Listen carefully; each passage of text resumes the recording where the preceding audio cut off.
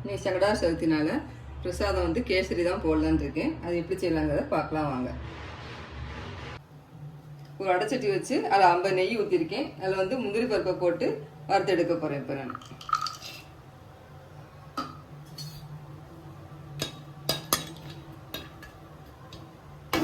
முந்திரி பருப்பு நல்லா செவந்து வந்துருச்சு. இப்போ எடுத்துக்கலாம்.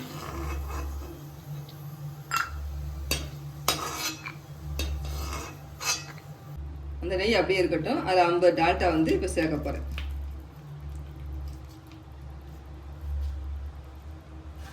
அதுக்கடுத்து 100 எண்ணெய் எடுத்து வச்சுருந்தேன். அதில் பாதி ஊற்றிக்கிறேன்.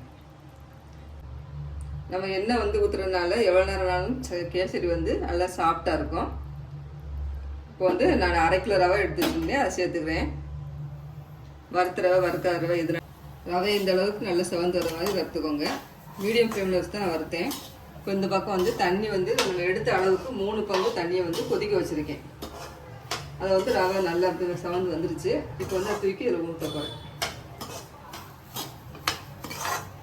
இப்போ தண்ணி கொதிக்க வச்சுருந்தோம்னா அதை ஊற்றிக்கிறேன்.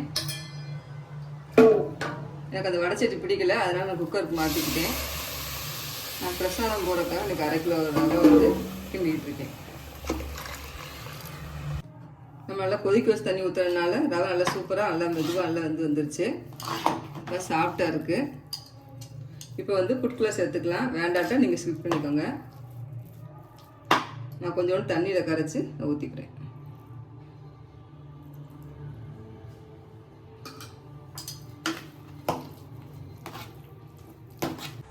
இந்த அளவுக்கு நல்லா கலர்பொடிலாம் போட்டு நல்லா மிக்ஸ் பண்ணி விட்டாச்சு.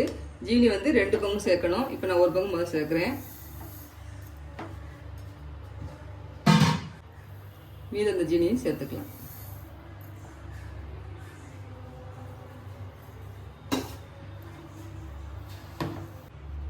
இப்போ மீதி எடுத்து வச்சிருந்த நெய்யை கொஞ்சம் ஊற்றிக்கிறேன். ஜீனி நல்லா மெல்ட் ஆகி வந்துருச்சு. அப்புறம் தான் நெய்யை ஊற்றினேன். இப்போ எடுத்து வச்சிருந்த எண்ணெயும் ஊற்றிக்கிறேன். கொஞ்சோண்டு வாசனையில் எண்ணெய் எந்த நேரம் ஊற்றிக்கலாம். கொஞ்சம் டால்ட்டா ஊற்றிக்கிறேன்.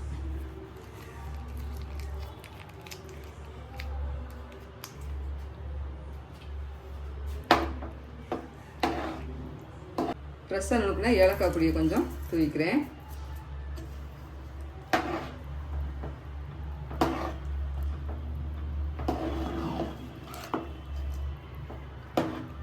அவ்வளோதான், கேசரி சூப்பராக ரெடி ஆயிடுச்சு. அல்வா கணக்கு நல்லா ஒட்டாமல் சூப்பராக வருது. அப்புறம் வறுத்து வச்ச முந்திரி பருப்பை சேர்த்துக்கலாம்.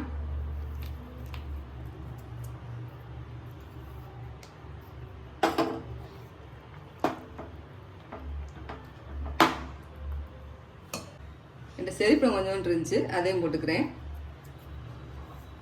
இந்த பழம் போட்டால் நல்லா கலர்ஃபுல்லாக பார்க்க சூப்பராக இருக்கும். அதில் வந்து தூவிக்கலாம். அப்படியே கலர்ஃபுல்லாக சூப்பராக கேசரி ரெடி ஆயிடுச்சு. நீங்களும் செஞ்சு பார்த்துட்டு எப்படி இருக்குன்னு கமெண்ட் பண்ணுங்கள். எங்கள் வீடியோ பிடிச்சிருந்தா லைக் பண்ணுங்கள், ஷேர் பண்ணுங்கள், சப்ஸ்கிரைப் பண்ணுங்கள்.